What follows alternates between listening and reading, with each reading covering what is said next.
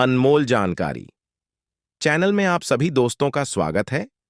अगर आप भी अपने लाइफ में कुछ नया जानकारी सीखना चाहते हैं, अपने ज्ञान को बढ़ाना चाहते हैं, तो हमारे चैनल को सब्सक्राइब जरूर करें। कमेंट बॉक्स में हर हर महादेव जरूर लिखें। चलिए आज के इस महत्वपूर्ण जानकारी को ध्यान से सुनिए। दोस्तों, हिंदू पंचांग के अनुसार भाद्रपद मास की पूर्णिमा तिथि से पितृपक्ष शुरू हो जाते हैं, जो अश्विन मास की अमावस्या पर समाप्त होते हैं। पितृपक्ष पर पूर्वजों के लिए श्राद्ध कर्म किया जाता है। इन दिनों में पिंडदान, तर्पण, हवन और अन्नदान मुख्य होते हैं। ये दिन पितरों को समर्पित होते हैं। ऐसी मान्यता है कि जो लोग पितृपक्ष में पूर्वजों का तर्पण नहीं करते, उन्हें पितृदोष लगता है। श्राद्ध के बाद ही पितृदोष से मुक्ति मिलती है। श्राद्ध से पितरों को शांति मिलती है, वे प्रसन्न होते हैं और उनका आशीर्वाद परिवार को प्राप्त होता है। जिस किसी के परिजन, चाहे वो विवाहित हो या अविवाहित, बच्चा हो या बुजुर्ग, स्त्री हो या पुरुष, जिनकी मृत्यु हो चुकी है, उन्हें पितर कहा जाता है। पितृपक्ष में मृत्युलोक से पितर पृथ्वी पर आते हैं और अपने परिवार के लोगों को आशीर्वाद देते हैं। पितृपक्ष में पितरों की आत्मा की शांति के लिए तर्पण किया जाता है। पितरों के प्रसन्न होने पर घर में सुख शांति आती है। ऐसी मान्यता है कि श्राद्ध पक्ष में यमराज मृत जीवों को मुक्त कर देते हैं, ताकि वे अपने परिजनों के यहां जाकर तर्पण ग्रहण करें और पूरे परिवार को आशीर्वाद देकर जाएं। श्राद्ध की उत्पत्ति श्रद्धा से हुई है, यानी कि अपने पितरों के प्रति सच्ची श्रद्धा रखने का पर्व ही पितृपक्ष है। श्राद्ध पक्ष है दुनिया से विदा हो चुके पितरों की आत्मा की तृप्ति के लिए सच्ची भावना के साथ जो तर्पण किया जाता है, बस उसे श्राद्ध कहते हैं। पितृपक्ष में कब करें, किसका श्राद्ध? शास्त्रों के अनुसार पितृपक्ष में अपने घर के सभी दिवंगत लोगों का श्राद्ध उनकी मृत्यु तिथि पर ही करना चाहिए। मृत्यु तिथि से तात्पर्य उस तिथि से है जो तिथि अंतिम श्वास परित्याग करते समय विद्यमान हो। उस तिथि को श्राद्ध पक्ष में दोपहर के समय 12:30 से दोपहर 1 बजे तक के बीच में श्राद्ध कर्म करना चाहिए। अगर आप अपने दिवंगत लोगों की मृत्यु तिथि के बारे में नहीं जानते हैं, तो आप उनका श्राद्ध सर्व पितृ अमावस्या के दिन ही करें। अगर आपके घर में जिन लोगों की स्वाभाविक या सामान्य मृत्यु चतुर्दशी तिथि को हुई हो, आपको उनका श्राद्ध चतुर्दशी तिथि पर बिल्कुल भी नहीं करना चाहिए, बल्कि त्रयोदशी या अमावस्या के दिन आपको उन लोगों का श्राद्ध करना चाहिए। आपके परिवार में जिन लोगों की अकाल मृत्यु हुई हो, तो उनका श्राद्ध मृत्यु तिथि वाले दिन बिल्कुल भी नहीं करना चाहिए। अकाल मृत्यु जिन लोगों की भी होती है, उनका श्राद्ध चतुर्दशी तिथि पर करना चाहिए, चाहे उनकी मृत्यु किसी भी तिथि पर क्यों ना हुई हो। सौभाग्यवती स्त्री अर्थात पति के रहते हुए जिसमें महिला की मृत्यु हो गई हो, उस महिला का श्राद्ध नवमी तिथि पर ही किया जाता है, चाहे उनकी मृत्यु की तिथि कोई भी हो। ऐसी स्त्री जो मृत्यु को प्राप्त हो चुकी हो, लेकिन उनकी तिथि पता ना हो, तो उन स्त्रियों का श्राद्ध भी मात्र 9वीं तिथि को ही करने का विधान है। सभी वैष्णव सन्यासियों का श्राद्ध एकादशी तिथि पर ही किया जाता है। नाना नानी का श्राद्ध प्रतिपदा तिथि पर ही किया जाता है।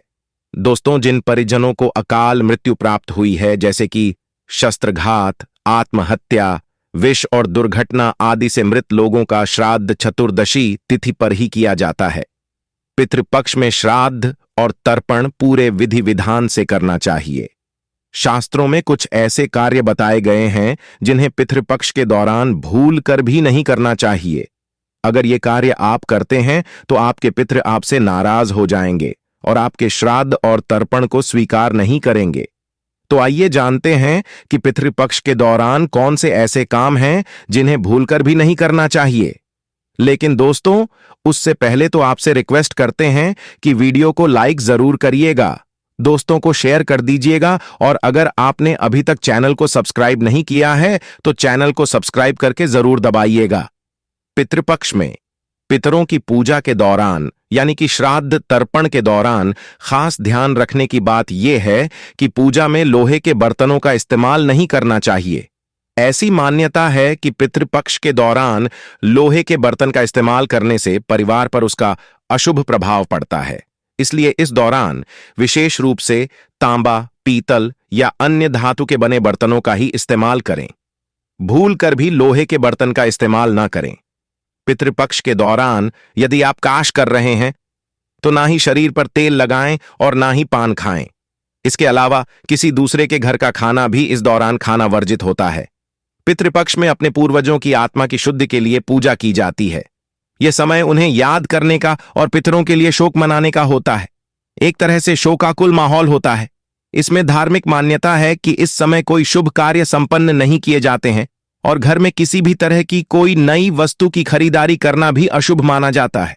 पितृपक्ष के दौरान दरवाजे पर आने वाले भिखारी या किसी अन्य व्यक्ति को बिना भोजन कराए ना जाने दें। इसके साथ ही साथ घर के छत पर या कहीं और पशु पक्षियों के लिए खाना अवश्य ही रखें। माना जाता है कि इस दौरान पूर्वज किसी भी रूप में आपके घर पधार सकते हैं। जो पुरुष इस दौरान अपने पूर्वजों का श्राद्ध करते हैं उन्हें विशेष रूप से इस बात का ध्यान रखना चाहिए कि इस दौरान उन्हें अपनी दाढ़ी नहीं बनवानी चाहिए, ना ही बाल कटवाने चाहिए। शास्त्रों में इस बात का उल्लेख है कि श्राद्ध पक्ष में पुरुषों को भूलकर भी दाढ़ी मूंछ नहीं बनवानी चाहिए, ना ही बाल कटवाने चाहिए। अगर आप ऐसा करते हैं तो आपके पितृ आपसे नाराज हो सकते हैं। इसके साथ ही आपको धन की हानि भी हो सकती है। पितृपक्ष के दौरान घर पर ही बनाए गए सात्विक भोजन से अपने पितरों को भोग लगाना चाहिए। यदि आपको अपने पूर्वजों की मृत्यु तिथि याद है तो ध्यान रखते हुए उस दिन ही पिंडदान करें, नहीं तो फिर पितृपक्ष के आखिरी दिन पिंडदान अथवा तर्पण की विधि पूजा संपन्न करनी चाहिए। श्राद्ध कर्म में काले तेल का प्रयोग करना चाहिए। श्राद्ध में भूलकर भी सफेद तिल का इस्तेमाल नहीं करना चाहिए। पिंडदान करते वक्त तुलसी का पत्ता अवश्य ही रखें। श्राद्ध कर्म हमेशा दोपहर के समय में करना चाहिए। कभी भी शाम, रात, सुबह या अंधेरे में श्राद्ध कर्म नहीं करने चाहिए। पितृपक्ष में गायों, ब्राह्मणों, कुत्तों और चींटियों को भोजन खिलाएं। श्राद्ध पक्ष के दौरान कोई भी शुभ कार्य न करे, जैसे कि मुंडन वाहन खरीदना या कोई नई जमीन खरीदना या व्यापार खरीदना या गृह प्रवेश करना, शादी, विवाह इत्यादि कार्य श्राद्ध पक्ष के दौरान नहीं करने चाहिए। श्राद्ध पक्ष के दौरान केवल आप घर की जो बहुत ही जरूरी चीजें होती हैं, रोजमर्रा के इस्तेमाल की चीजें होती है, बस वही चीजें आप खरीद सकते हैं। श्राद्ध पक्ष के दौरान मांसाहारी भोजन भी नहीं करना चाहिए, ना ही प्याज, लहसुन का भोजन करना चाहिए। श्राद्ध कर्म के दौरान अगर आप जनेऊ पहनते हैं तो पिंडदान के दौरान उसे बाएं की जगह दाएं कंधे पर रखें। श्राद्ध कर्म करने वाले व्यक्ति नाखून भी नहीं काटें। श्राद्ध पक्ष के दौरान तंबाकू, सिगरेट, धूम्रपान, शराब इत्यादि का सेवन भी ना करें। यदि संभव हो तो श्राद्ध पक्ष के दौरान आप अपने घर में चप्पल पहनकर ना रहे। श्राद्ध पक्ष में नए वस्त्र भी नहीं खरीदने चाहिए। अगर आपके घर में पहले से ही खरीदे हुए नए वस्त्र, नई चादर वगैरह रखे हैं तो आप उन्हें श्राद्ध से पहले एक बार अवश्य ही पहन लें।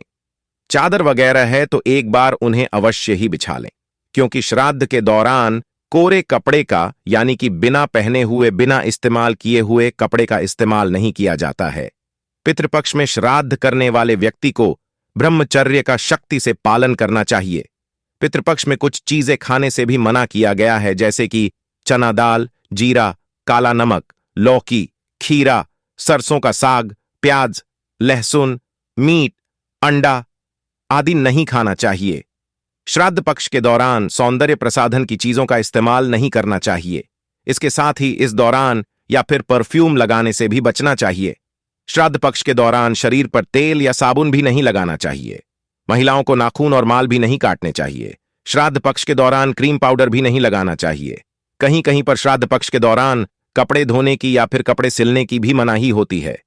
इन सभी बातों के साथ साथ इस बात का भी विशेष रूप से ध्यान रखें कि श्राद्ध पक्ष के दौरान श्राद्ध कर्म करने वाला व्यक्ति ना तो किसी दूसरे का दिया हुआ अन्न खाएं और ना ही किसी दूसरे के घर में बैठकर श्राद्ध कर्म करे।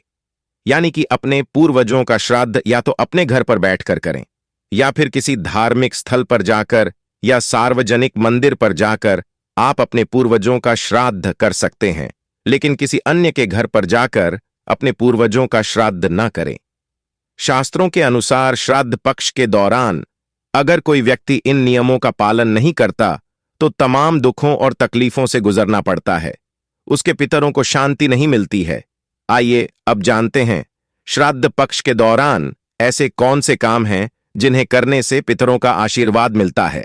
आपको हम कुछ ऐसे उपाय बताने जा रहे हैं जिन उपायों को अगर आप पितृपक्ष के दौरान करेंगे तो आपको अपने पितरों का आशीर्वाद अवश्य ही प्राप्त होगा।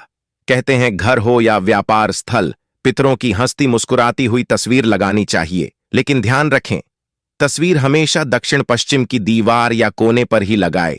इससे पितरों का आशीर्वाद मिलता है। दिन की शुरुआत करते समय सबसे पहले पितरों की तस्वीर को प्रणाम करें। तस्वीर के ऊपर फूल माला चढ़ाएं, धूप बत्ती जलाएं और उनका आशीर्वाद लें। ऐसा करने से पितरों को अच्छा लगता है और मैं प्रसन्न होते हैं, अपना आशीर्वाद देते हैं। पितरों की जयंती और बरसी मनाना कभी भी ना भूलें। इस दिन कोई ना कोई आयोजन जरूर करें, भले ही छोटा सा ही करे, लेकिन उन्हें याद जरूर करें। साथ ही उनकी याद में खाना और मिठाइयां भी बांटें।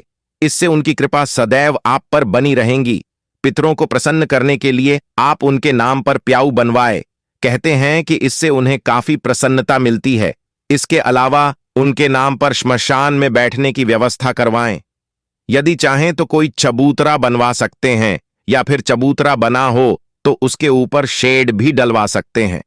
पितरों को प्रसन्न करने के लिए अधिक से अधिक दान करें, चाहे तो धन या किसी अन्न वस्त्र या जरूरत की वस्तुओं का दान भी दे सकते हैं। इससे पितरों को शांति मिलती है और वे प्रसन्न होते हैं। पितृपक्ष में रोज पितरों के निमित्त जल, काले तिल और पुष्प के साथ पितरों का तर्पण करने से पितृ प्रसन्न होते हैं और पितृ दोष दूर होते हैं।